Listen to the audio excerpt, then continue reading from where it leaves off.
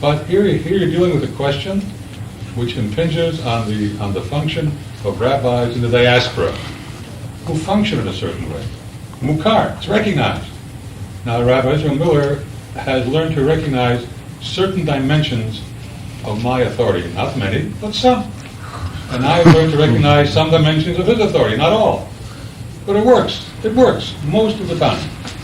So we have to find another formula where neither side is using this to get recognition or unrecognition. And I think that is what Mr. Prime Minister is driving at.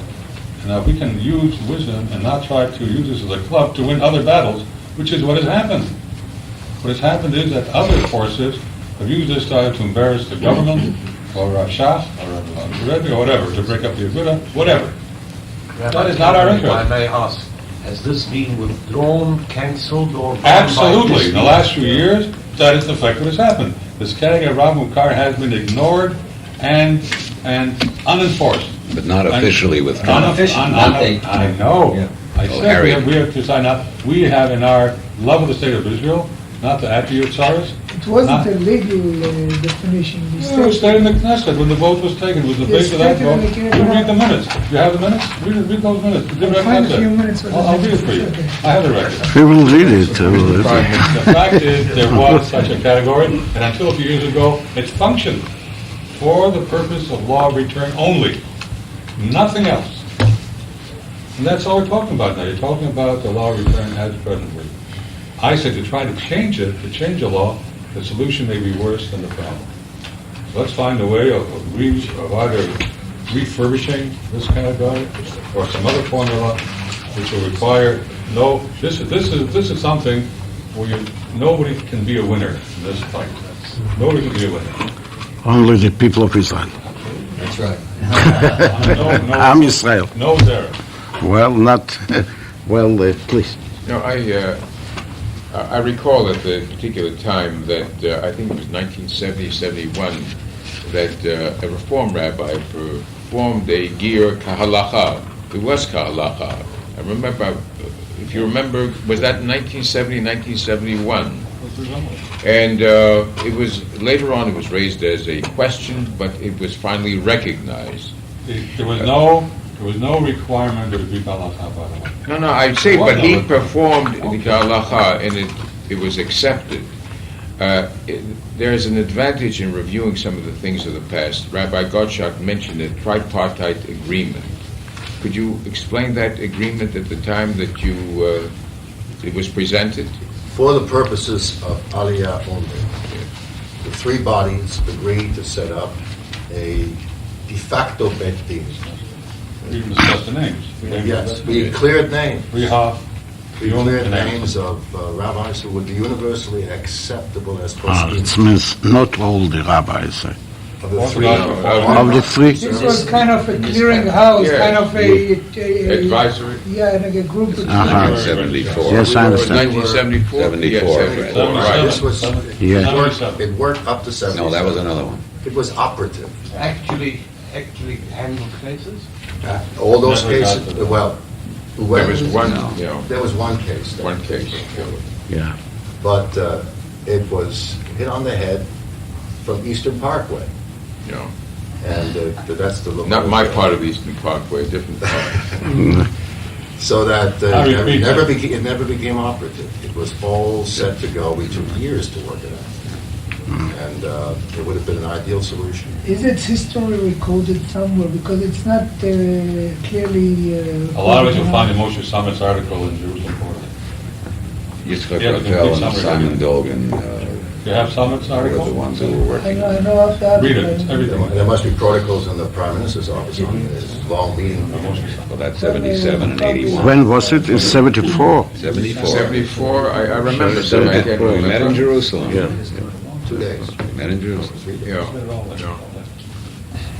Well, Obviously, Mr. Prime, there's a difference between what Rabbi Gottschalk is talking about and what Rabbi Kalman is talking about. I mean, they're not related to that. And I think that what Rabbi Gottschalk is talking about is certainly an advanced and a much more desirable situation. It may not be acceptable, but certainly more desirable than saying that any rabbi, any place, simply because he belongs to a rabbinic organization, becomes an authority for the purpose of gerus. Not every gerus kahalacha is kahalacha, and not every gerus that's shalok halacha is shalok halacha. So we can't really, I would never think in terms of accepting that kind of proposal. Second proposal is a proposal that certainly is much more attractive. I mean, we are, as Orthodox rabbis, at least I speak for myself and I'm sure speaking to my colleagues, we are very uncomfortable that our colleagues who are not Orthodox rabbis are uncomfortable. We don't want them to be uncomfortable. We're good friends. And so we have to find some kind of solution for our own sake and for the sake of Am Yisrael and Medinat Yisrael. They are two separate entities, as a matter of fact. And I would like to see a joint Besdin that could be acceptable to everybody functioning. I would like to see it either on this end or on the other end, either here or in Israel. Maybe somewhere midway in the ocean. Well, it's not comfortable. So that I think would find a much more desirable acceptance. The problem, of course, is, who will be on the Besdin? And will everybody who is there recognize everybody else? I also think that this should not be an aspect of recognition or non-recognition, because we're going to stumble over new problems, which we don't want to create. So that if we're talking about principle and pragmatism, at least we should talk of pragmatic solutions. And pragmatic solutions means the establishment of some kind of central authority. One principle of pragmatism. The principle of pragmatism. The unchanging principle of change. I think it was Abigail said he's a man of principle, and one of them is flexibility. Yeah. He has a lot of that. Well, please. He said that inconsistency is our most constant principle.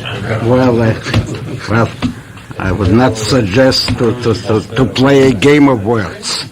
Please. You have finished? Practically. Pragmatically. Yeah.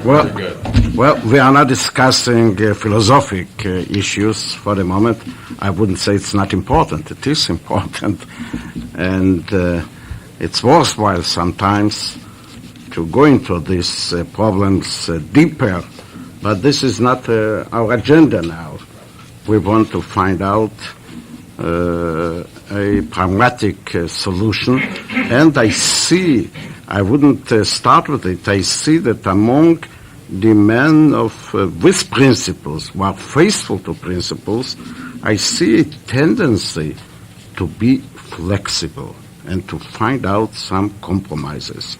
I've mentioned the name of Rabbi Peretz because he was a member of the cabinet and he was linked to this problem. But I know about other Rabbanim, rabbis who are well known as very intransigent men, and I know that they have different views, that it is known about them. I know, and they are inclined to find some pragmatic solutions. They will not be ready to change their principles and to go into this analyze about the right to function, to exist of this stream or the other stream. Then if we will go into these problems, they will not participate in it. But for these problems that are linked, related to our governmental practice, they are ready to find out formulas. And I see some chances to find it. And well, this is our goal together with you. And I rely very much on our secretary, Eli. We all share your, Mr. Prime Minister, we all share your very high regard for Eli Rubinstein. Then we have reached already some agreement. Please. In truth, for one more word. Please. This problem, I first became acquainted with during the term of Golda Meir, Yeah. and then all the prime ministers thereafter. it is crucial, sir, for you to have a viewpoint on this, for our sake.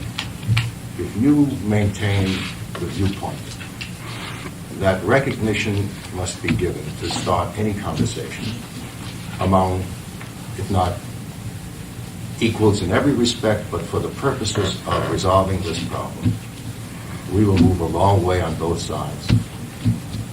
We are ready to move on our side, but in order for the other half of the shidduch to take place, I think your own point of view is crucial.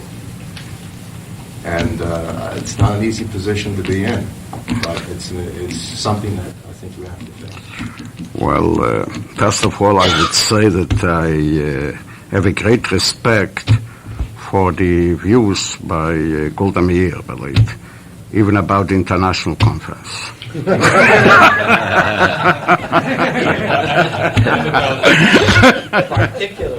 Particularly. Yes. And well, I think a lot about it, but my target now is to find out a pragmatic solution. I'm thinking about all the problem, but well, I am not obliged to express all what I feel and think. I have a task for my eyes. I don't want to have confrontations and conflicts in the Knesset, in the government, and our society, and on these problems that have to do with our aliyah, with the unity of our people, with the ties between the people of Israel and the Jewish people in the United States. It is our most important task to strengthen this unity and not to find out ways why not to have this unity. We have to get it, we have to strengthen it. And this is the main factor that inspires me. It's the main factor. I have not other preferences. And well, I would say, well, we heard here some ways, some beginnings of ways in which direction we have to go and we have to seek solutions. I would suggest, if as a result of this meeting, we and you and we will continue to think about a formula that will enable us to get the agreement of all the parties, and I don't know about any veto. That's entirely new for me. The veto, the veto can come only from our conscience.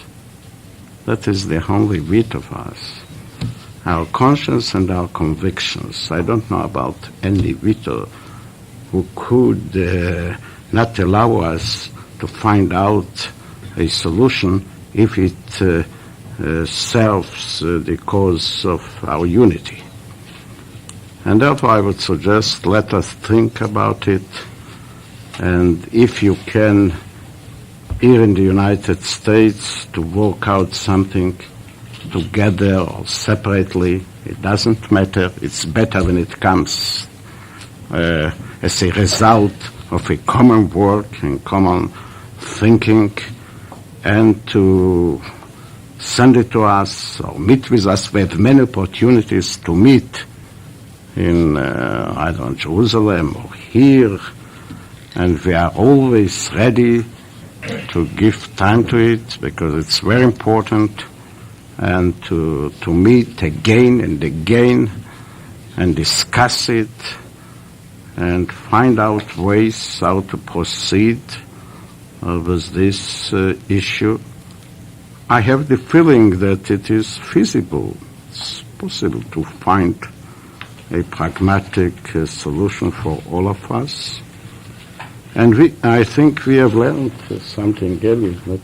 But will be, as a committee, there will be probably approaches to you, rabbis, and to try to get your views in a clear way, as Rabbi Roth indicated, it's not something you hear in one session or something of the kind. Who knows if it's possible at all, but there are hopes and there are agendas, so there'll be approaches to. We're still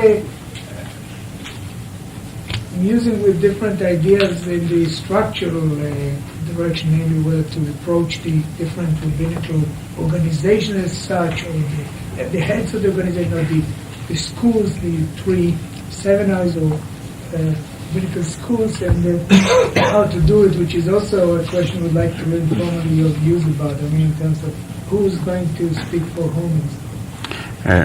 But I want to add, we will not spare efforts to find out an outcome. We will try to mobilize or to get the participation, the contribution of our best intellects in Israel, because we are there, and we will consult with them.